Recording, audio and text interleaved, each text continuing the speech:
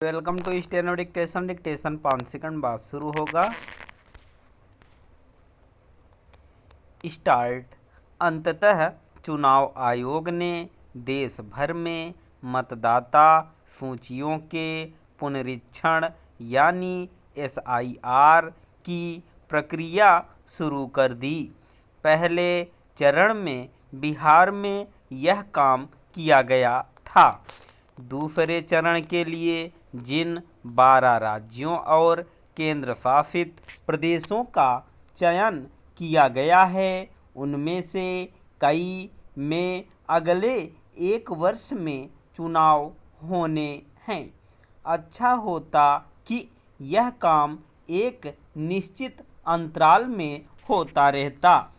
इसके पहले SIR करीब 2 दशक पहले किया गया था।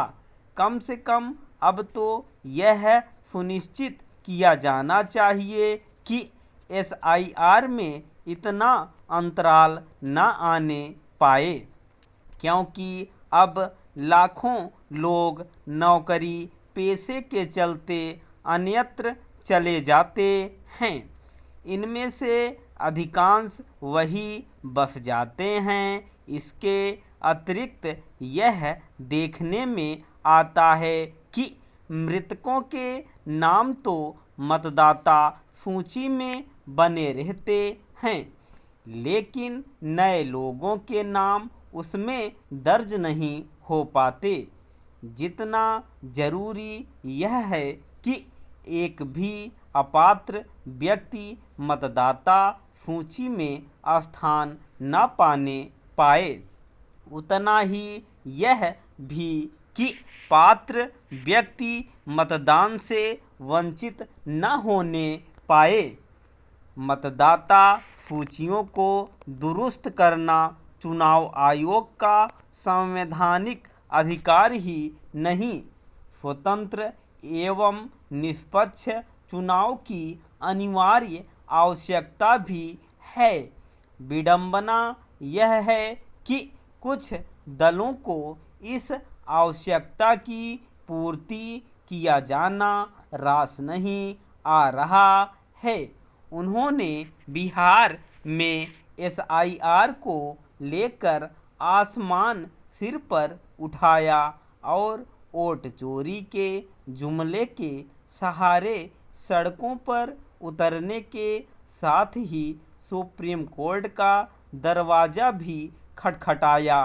यदि उनकी दाल ना सुप्रीम कोर्ट के समक्ष गली और ना ही बिहार की जनता के बीच, तो इसीलिए कि वे कोरा दुष्प्रचार कर रहे थे।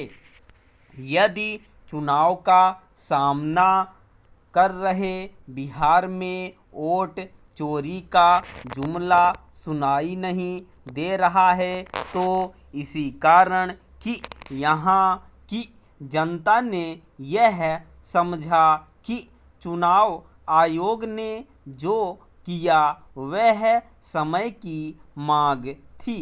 इसे ही SIR की प्रक्रिया से 2-4 होने जा रहे राज्यों की जनता को भी समझना होगा, और इनमें भी पश्चिम बंगाल, तमिलनाडु के लोगों को विशेष रूप से इन राज्यों के मुख्यमंत्रियों ने संकीर्ण राजनीतिक कारणों से SIR के खिलाफ विरोध का झंडा बुलंद कर रखा है, और वह भी तब जब सुप्रीम कोर्ट ने इस प्रक्रिया को उचित पाया है।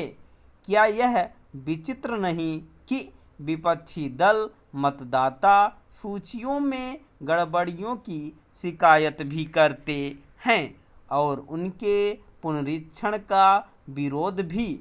हालांकि उनके दुष्प्रचार की पोल खुल चुकी है, फिर भी चुनाव आयोग को इसके लिए तैयार रहना होगा कि विपक्ष शासित राज्य SIR की प्रक्रिया का विरोध कर सकते हैं, उसे इसके प्रति सतर्क रहना होगा कि मतदाता सूचियों को ठीक करने की प्रक्रिया में किसी तरह की गलती न होने पाए, क्योंकि विपक्षी दल छोटी छोटी बातों को तूल देकर इस संवैधानिक प्रक्रिया को फ्रीहीन करने की चेष्टा कर सकते हैं। स्टॉप।